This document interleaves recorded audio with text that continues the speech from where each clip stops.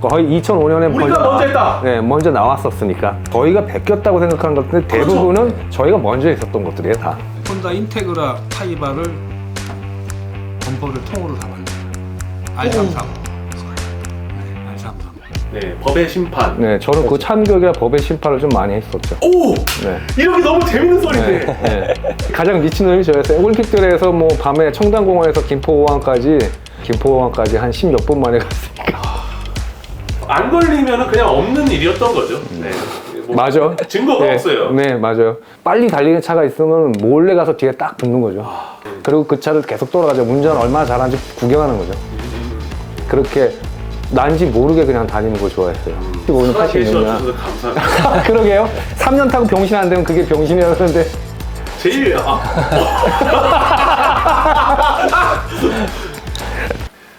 시청자 여러분 안녕하십니까. 데저트 이글의 서킷 스토리 시즌 2 유튜브에서는 처음으로 공개한다. MNS EV에 왔습니다. 안녕하세요 여러분. 저 MNS EV 대표를 맡고 있는 윤정호라고 합니다. 반갑습니다 여러분. 안녕하세요. 저는 MNS 부사장인 박상철이라고 합니다. 반갑습니다. 네. 자 대표님 1972년생 약 반 100년을 조금 더 사셨네요. 이분들은 차를 좋아하는 정도가 아니라 차에 차친 놈들입니다. 네, 맞아요. 형님들이라서 제가 조금 뭐 머뭇거리면서 얘기했는데 차에 미친 사람들입니다. 맞아요. 그게 딱 맞는 표현이죠.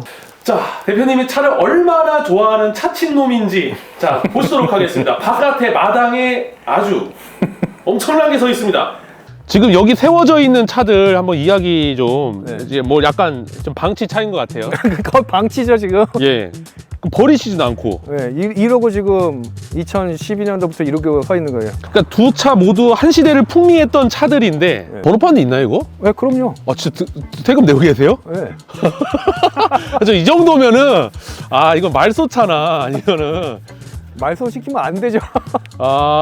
부사장님은 참고로 군 2005년에 전역하시고 첫 직장입니다. 여기.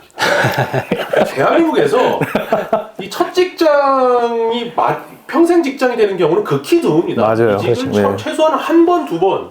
이렇게 오래 있는 경우는 제가 들어본 적이 없어요. 보통은 이제 독립을 하거나 맞아요. 좋은 그렇죠. 관계로 네, 그렇죠. 형 저 이제 또 제 회사를 한번 차려볼게요. 그렇죠. 예, 원래대로라면 그게 맞죠. 그렇군요. 예. 그래서 한간의 소문에는 네. MNS는 걱정이 없다. 뒷배가 엄청 센 게 있다. 아니면은 이거 취미로 하는 사업이다. 다 지금 실제로 들었던 거예요. 꼭 물어봐줘라.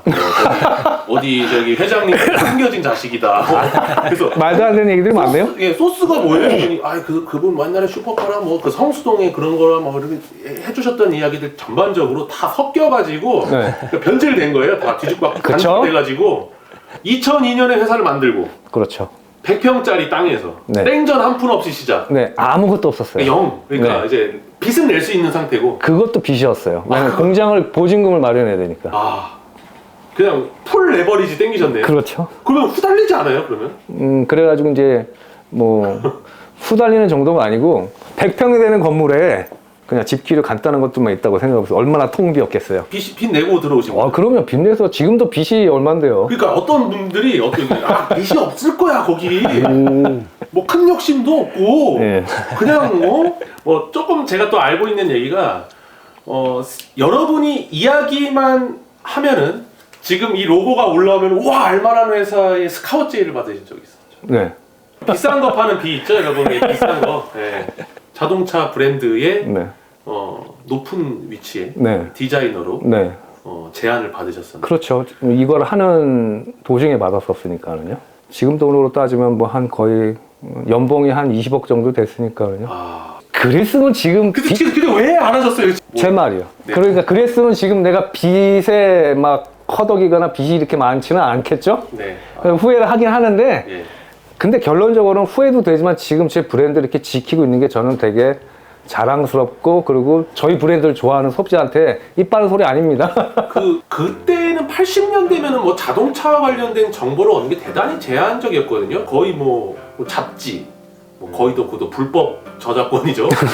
영상 미디어 할 수가 없어요. 그러니까 요새 어린애들이 훨씬 더 일본에 가셔가지고 디자인 공부를 하십니다. 네. 갑자기 왜? 한 초등학교 1학년 이때부터 원래 운동만 하고 컸어요. 뭐 킥복싱, 뭐 합기도, 권투 뭐. 그러니까 공부하고는 거리가 멀었었는데 근데 또 웃긴 게 미술 쪽으로 재능이 있었지 그림 그리는 걸 좋아하고 음악을 좋아했었어요. 아, 역시 얘 재능. 네. 차를 너무 좋아하다 보니까는 그냥 그림 그리는 게 한계가 있어가지고 그림을 배우자 이렇게 생각을 했던 거죠. 이쪽으로 그냥 나가보자. 운동하기가 싫으니까. 일본어가 그때 안 되셨을 텐데. 안 됐죠. 안 되는 상태 그냥 간 거네요. 그냥. 네. 네. 그냥 그때그때 계속 필요한 단어들로 공부를 하는 수밖에 없었어요. 그냥 찾아보고. 예. 그냥 헝그리로 그냥 했다고 해야죠. 그래서 2년 반 동안의 공부로 엄청난 업그레이드가 되셨습니까? 엄청나게 업그레이드가 됐죠. 일단은 차 쪽에서도 정비 쪽으로 많이 배우게 되고, 아, 정비도. 네, 정비도 배우고, 왜냐면 돈을 벌어야지 생활하니까. 디자인을 배우고 싶었던 이유는 그거예요. 실용적인 디자인을 하자. 그러려면은 정비를 할 줄 알아야 되고, 차의 구조를 알아야죠. 그 다음 키워드가 PC통신이었어요. 제가 1996년 12월 1일 날 유니텔에 가입했고 4년에 설리한 93년에 하이텔에 되게 오래된 얘기를. 그때 청담공원 PC통신 이게 PC통신 기반으로 뭔가 사람들이 커뮤니티가 형성됐다고 해주셨는데 네. 아, 그 얘기 살짝만 해주세요. 이게 네. 그때 8년, 99년 이때가 예. 뭐 IMF가 있었는데도 굉장히 부흥이었죠. 그때는 뭐 강남 이제 뭐 압구정 오렌지족 네. 이런 사람들이 많을 때고 그리고 이제 차 좋아하는 사람들 많고 또 그 동호회라는 게 이제 처음 생겨날 때였으니까. 그러니까 밤에 청담공원에서 차 좋아하는 사람들이 그때는 뭐 지금처럼 남산이 아니고 청담공원에 많이 모였었어요. 네. 아니면 한강 고수부지, 뭐 뚝섬 유원지라든지 지금도 많이 모이긴 한다 그러더라고요. 그런데 이제 모여가지고 동호회 사람들이 모여가지고 이제 뭐 떼빙을 하는 거죠. 꼭 나와서 자유를 딱 끌고 왔을 때 남산 끌고 와서 딱 주머니 손 동일 차종 동호회면 자기 거랑 다르잖아. 그렇죠. 고 다셨네요? 아, 예. 뭐 이런 거 해야죠. 차 사면. 그러니까 저는 지금도 남산도 그렇고 뭐 저기 여의도 한강도 그렇고 차쟁이들이 지금 모인다는 곳에 암행을 좀 잘 가는 편이거든요. 밤에. 그런 아멘도 많이 가시네요. 그럼요. 아, 트렌드파. 트렌드 파악도 해야 되고 그분들이 뭘 끼고 있고 어떤 걸 원하는지 그리고 이제 몇 번 얼굴 좀 익은 분들은 친해지면 이렇게 얘기도 좀 나누고 그러면 요즘에는 이제 뭐 어떤 식으로 꾸미는 거 좋아하는 뭐 꾸미었냐 이렇게 보기도 하고 대화 나누다 보면 본인 그 네임택은 말씀 안 하시죠? 당연히 얘기 안 하죠. 제가 아재. 왜냐? 그냥 아재 차 좋아하는 아재. 큰일 났습니다. 여러분 이제 나중에 뭐야? 이 아저씨가 에메랄드 아저씨였어. 한 분이 알아보고 어떻게 알아봤어요? 계속 옆에서 붙어가지고 뭐 이거 자기는 이거 좋은데 뭐 이런 걸 좀 개발하면 안 되네 붙어서 한 2시간을 저를 달달 볶은 분이 계셔요. 집에 안 가는 스타일. 예. 여러분 그때는 블랙박스라는 게 존재하지 않았습니다. 그렇죠. 한철의 블랙박스는 구현될 수 없는 세계관이었어요. 실내 튜닝 그리고 지금 보면은 절대 허용될 수 없는 그런 자동차 검사를 불가능한 차들이 많이 있었어요. 다 통과됐었죠. 웬만하면. 곰방대 배기 진짜 있었고요. 아니 뭐 머플러 이렇게 딱 꺾여서 올라가 있고. 네, 그냥 거의 다 근데 국산차 기반 뭐 세피아 뭐 에스페로 이런 것들 맞아요. 그때 이제 가장 미친 놈이 저였으니까. 예. 가장 미친 놈이 저였어요. 올림픽들에서 뭐 밤에 청담공원에서 김포공항까지 거의 뭐 미친놈처럼 싸가지고 뭐 김포공항까지 한 10몇 분 만에 갔으니까. 와이프가 양화대교 이런 데서 드래그를 했다니까요. 네. 아니 그냥 그 뭐 통제하고 그런 게 아니에요. 그냥 차들이 안 다니는 한적한 시간에 투어해가지고 그냥 무조건 달리는 거죠. 그냥 안 걸리면은 그냥 없는 일이었던 거죠. 네. 뭐 맞아. 증거가 네, 없어요. 네, 맞아요. 원하는 방향은 남들한테 크게 뛰지 않게 그 제품 이름처럼 고스트죠. 예. 빨리 달리는 차가 있으면 몰래 가서 뒤에 딱 붙는 거죠. 그리고 그 차를 계속 돌아가죠. 운전 얼마나 잘하는지 구경하는 거죠. 그렇게 난지 모르게 그냥 다니는 걸 좋아했어요. 더부살이를 좀 하실 때가 이 시기랑 맞물린 시기 아닌가요? 네, 맞아요. 예, 그러면서 또 돈도 벌기 시작한 시대네요. 네, 이 그렇죠. 회사의 몸집도 작았는데 거의 벌면 내 거네요, 이거는. 그렇죠. 재료비 빼면은 다 내 거였죠. 네. 그걸로 또 뭐 사셨습니까? 보통 그걸로 이제 뭘 산 게 아니고 내 차를 튜닝을 했죠. 예를 들어서 뭐 엔진을 통째로 바꾼다거나 네. 그리고 휠을 또 바꾼다거나 서스펜션을 또 바꿔준다거나 아니면은 뭐 영혼을 끌어만든 엔진오일, 리스타, 메탈로센, 6종 출시, 검아웃, 레드라인 총판, 피카몰에서 구매 가능합니다. 초경으로 나왔던 게 메타포라는 거였고요. 메타포 맞아요. 여기 저 써 있는. 네. 전에도 한번 얘기를 잠깐 드렸을 것 같은데 네. 메타포가 나왔을 때 네. 오버핸다가 지금은 아니죠. 좀 나온 지 좀 됐죠. 로켓버니 스타일의 시초가 저희가 만든 오버핸다였죠. 로켓버니 여기 뭐라 썼다? 역사의 시작은 저희였죠. 로켓버니의 역사는 거의 2005년에 우리가 먼저 했다. 네, 먼저 나왔었으니까. 주장은 제가 검증을 해봤는데 사실입니다. 저희가 로켓버니 스타일을 만든 거를 약간 볼륨만 더 키운 게 지금의 로켓버니니까. 근데 사람들은 모르죠. 로켓버니 ST라고 하면서 젊은 분들뿐만이 아니고 저희 회사를 잘 모르니까 저희가 베꼈다고 생각하는 것들 대부분은 그렇죠. 저희가 먼저 있었던 것들이에요, 다. 그렇죠. 저희 회사 제품들의 역사만 찾아봐도 여기가 뭔지였냐고 금방들 알 수 있어요.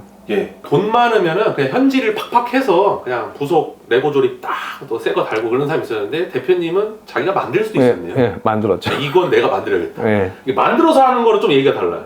그러면은 좀 되게 유명했겠네요. 이게 거기 아는 사람들. 알만한 사람들은 다 알았죠. 이 사람한테 가면은 만들어준다. 그러니까 내가 만들어서 다운이 있으면 누가 보면 똑같이 해달라 그런다거나 자기 거는 이런 식으로 만들어 달라고. 네, 15년 넘었으면 됐거든요. 네. 20년 넘었죠. 예.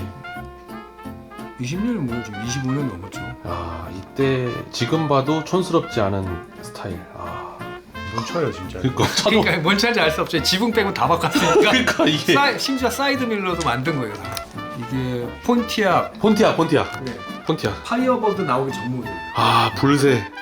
폰티악 그랑프리라는 혼다 인테그라 타이바를 범퍼를 통으로 다 만든 거예요. 야, 녹판이 현역이던 시절. R33. R33. 이 시대 때 JDM. 아 이건 제 차가 아니고요. 네, 그러니까요. 네. 부자가 주문한 그렇죠. 거죠. 네. 아마 그럼 지금 25년 전 이제 이게 당신이었구나. 아마 그 사람 맞구나. 지금 이쪽 업계에 계신 분, 그때 고객이었던 분들 지금 이쪽 업계에 계신 분들도 계시니까. 한마디 해주세요. 불특정 뭐 다수인데. 몇 분은 아직도 연락을 하긴 하지만 뭐 다들 잘 지내시죠? 뭐 지금 제가 얘기하면 아마 옛날 생각 많이 나실 겁니다. 어렸을 때니까 다 똑같이 그때 이제 같이 차 타고 재밌게 놀았잖아요. 지금 생각해도 그때가 제일 좋았던 것 같아요. 그렇게 놀았더니 뭐가 남았습니까? 일단 이 사업 입체가 남았고. 사업의 기반이 된 게 남았고 일단 그리고 추억이 남아있죠. 재밌게 즐겁게 그런 게 가장 좋죠 지금은. 무사댐 얘기. 무사댐이 워낙 또 거론이 많이 되니까. 그렇죠. 이거는 기획을 누가 하신 겁니까? 제가 했죠. 정말 그 당시에는 이뻤었어요. 젠쿱보다 더 컴팩트한 사이즈. 물론 그렇죠. 전륜 구동인 게 조금 아쉬웠지. 그게 아쉬웠죠. 그래도 차체 낮고 그래서 이건 대박이 났죠. 무사댐은. 네. 거의 이상점에 가까운. 그렇죠. 뭐 원하는 취향들이 거의 그거에 맞다는 얘기겠죠. 네. 무사는 지금도 제품이 나가고 있어요. 진짜요? 네, 지금도 나가요. 그러면 지금 몰드는 한 몇 번째 부르는 거예요? 이게 뭐 한 8번째, 7번째 정도 몰도 되나? 네, 그 정도 될 거예요. 이 FRP 몰드는 한 번 만들면 뭐 수량이 있습니다. 뭐 제품마다 다른데 그렇죠. 진짜 많이 찍어내면 제가 뭐 한 300, 500 정도. 그렇죠. 300개, 500개죠. 네. 그럼 몰드가 망가져서 새로 만드는 게 더 나을 정도니까. 그러니까 점점 후가공 이슈가 많이 생겨서 작업자가 아이 다 부셔버리고 싶어 하는 안 그러면 손이 엄청나게 가좀 파포지 맨날 해야 되고. 자, 이곳은 너무나도 익숙한 전 향기라고 표현할게요. 이 익숙하고 좋은 향기. 제가 이 향기를 왜 향기라고 표현하냐면은 제 거 만들 때 같이 옆에 붙어서 내 거 만들 때 너무 신나잖아요. 그리고 지금 옆에는 저도 달았던 그렇죠. 하이퍼지 예. 통범버가 이제 거의 마지막 작업을 하고 있는 중이거든요. 보면 이렇게 다 쪼여가지고 안에서 딱 어느 정도 굳어지면은 딱 나오는 거예요. 네. 저도 막 이제 같이 뭐 해보고 그랬었는데, 야, 본넷 같은 거는 진짜 힘들더라고요. 힘들죠. 크기도 크다 보니까 예. 또 이제 경화되는 시간도 중요하고 그 시간 안에 모든 작업이 다 마무리돼야 되다 보니까 예. 바이크도 좋아졌어요. 사실 저희가 또 자동차 이야기를 좀 많이 해야 될 것 같아서 그런데 이제 사실 바이크도 오래 탔죠. 예, 바이크. 또 바이크 얘기하면 또 엄청난 또 다른 산맥으로 흘러가기 때문에 1.5세대 자동차 튜닝을 시작한 뭐 사업을 한 사람이기도 하지만 1.5세대로 이제 뭐 튜닝에 빠져 있는 사람. 바이크는 거의 한 1세대? 공중파 보도 뉴스에 있어요. 저는 85년부터 오토바이 탔으니까. 85년, 86년. 주셔서 감사합니다. 그러게요. 3년 타고 병신 안 되면 그게 병신이라는데.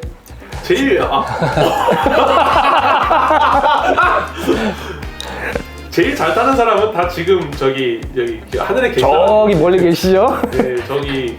네, 나의 실수 한 번, 남의 잘못으로 두 번. 트럭 밑에 같이 깔려 들어가지고 바이크가 박살이 난 적도 있고. 근데 다리 전부 자기 본인 거 맞죠? 네, 카본 이런 거. 네, 제 다리 맞습니다. 네, 이게 그냥 이거 저 오토바이 탈 때 명함 예, 일본에서 쓰던 명함에 그래서 본인이에요, 이거 본인? 예 오사카에서 쓰던 핸드폰 번호 뭐 도쿄에서 쓰던 핸드폰 번호 와. 이건 이제 알차 탈 때고 이거 이제 아마 아니 명함이 이거야, 명함이.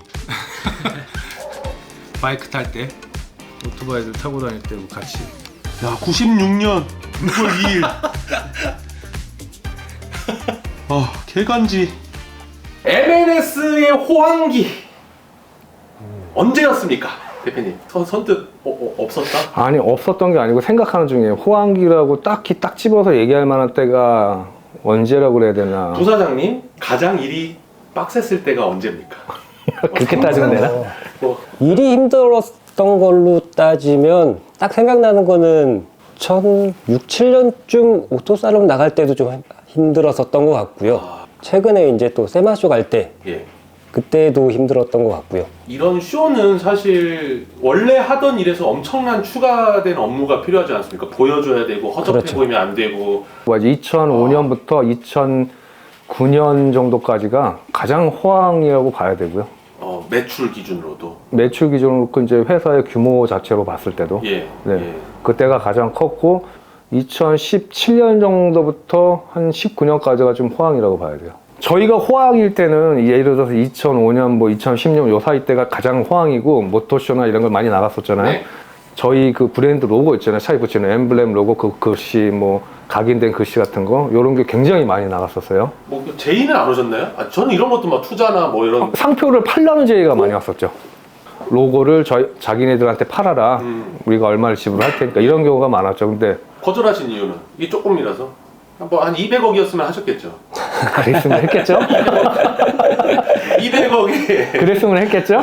이것도 계속 하게 해주고. 네, 그랬으면 했겠죠. 근데 뭐 금액이 일단 적은 것도 그렇고 현 시점에 가장 주된 먹거리, 뭐 매출 비중으로 한번 이제 어림잡아서 뭐 제가 볼 땐 제네시스 쿠페가 아닐까 싶어요. 아직도. 네, 아직도요. 네, 대체할 만한 차가 없잖아요. 맞아요. 네. 네. 정말 다양한 차종의 그 바디킷들을 시도를 하셨고, 네. 거의 국내 기업 중에서는 차종 대응 바리에이션은 제일 많지 않나 싶거든요. 그런데도 거기서는 이제 제네시스 쿠페가 그렇죠. 네. 네. 뭐 여러 M&S 안에도 여러 범퍼 라인업이 있죠. 범퍼만 뭐 몇천 대가 아니고 만 대. 2만 대 가까이 되죠. 2만 대요. 네. 그쵸. 그 정도 나올 거예요. 2만 대. 예. 단일 품목으로 2만 대 정도 나올 자, 그러면 네. 까먹고 물어보겠습니다. 네. 작년에 회사에 얼마 박으셨습니까? 현찰로 한 4억 가까이 박았습니다. 작년 한 해만. 네. 이 부분에 대해서 부사장님 어떻게? 저의 불찰입니다. 이런 거다. 부사장의 불찰은 사실은 아니고요. 아, 네. 50%는 저희 불찰이고 나머지 50%는 직원들 불찰이 아니고 네. 전국에 그 닥쳐있는 그런 상황 때문에 벌어진 일 같아요. 사실 크던 작던 장사를 하는 사람들은 사업을 하면서 똑같이 느끼는 내용일 거예요. 이거는 자재값도 올라가잖아요. 다 상승됐죠. 네, 근데 안 올린 거는 저희가 마진이 지금 빠지더라도 네. 이 상태를 유지하는 게 소비자 부담이 없거든. 근데 지금 업계들 보면 대기업, 중견기업, 소기업들 할 거 없이 너도 나도 다 올려. 너도 나도 다 올려. 그게 자기네들이 손해보기가 싫기 때문에 그러는 거예요. 실적. 인건비에다가 원자재값 상승 뭐 이런 얘기도 하지만 네. 똑같이 사업을 하는 입장에서 보자면 자기네들 이익을 뺏기가 싫으니까 모든 게 올라가니까 자기네들도 이때 올려야겠다. 너무 이런 취지로 그러니까 지금 분위기 자체가 너무 그렇게 가니까 소비자들 지갑을 닫아버릴 수밖에 없죠. 네, 법의 심판. 네, 저는 그 참교육이나 법의 심판을 좀 많이 했었죠. 오! 네. 이렇게 너무 재밌는 소리인데. 네. 짝퉁, 복제품, 카피. 카피를 복제하는 업체들을 많이 이렇게 잡으러 다녔었거든요. 야, 그래서 인실조시란 말 들어보셨어요? 인생은 실전이야 존마라. 네. 소비자인 척 해가지고 시켜서 확인도 하고 그러고 나서 이제 뭐 검찰에 이제 뭐 고발을 한 적도 있고. 이게 그 제품 이미지였거든요. 그리고 이 그릴망이 이 사진에는 번호판은 없지만 딱 이거다. 요거 히트 쳤습니다. 어마어마한 판매량이에요. 이거 장난 아니었어요. 네. 전 이거 범퍼 3개 샀어요. 우스갯소리로 저게 순정 옵션이라고 생각하는 사람들도 많았어요. 꼭 하시고 싶은 말씀이 좀 많다고 하셨어요. 제가 이제 충고 내지는 조언을 드리고 싶은 거는 이 사업으로 돈은 절대로 못 법니다. 돈을 벌 수도 없고